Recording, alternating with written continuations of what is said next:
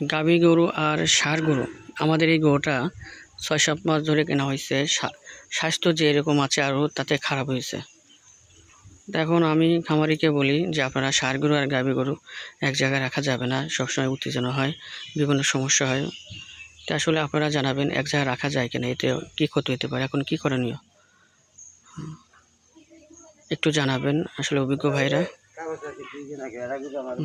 কাকা কেমন আছেন? এই যে ষাঁড় গরু আর গাভী গরু এক জায়গায় রাখা যায়? ষাঁড় গরু আর গাভী গরু এক জায়গায় রাখলে কি স্বাস্থ্য হবে?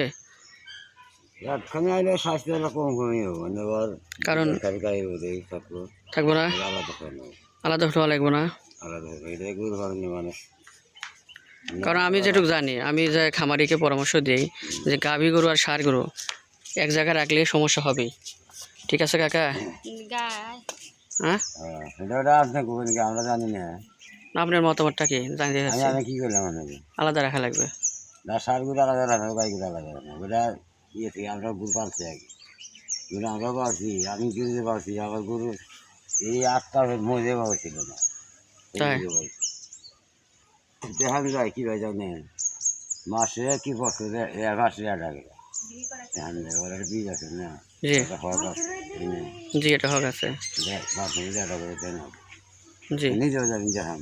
জি আপনি গরুকে পাল্লা দেওয়া 5 জায়গায় নিয়ে যাবেন, এই আমি আমাকে 5 জায়গা সকালে নিয়ে এনে 5 জায়গায় যাওয়া যাওয়া হয় ওদের খাইতে পারি। জি, তা আমি এই জন্য বলছি আলাদা রাখবেন, বুঝছেন? জায়গা আছে খুঁড়ি দেবো, অসুবিধা নেই।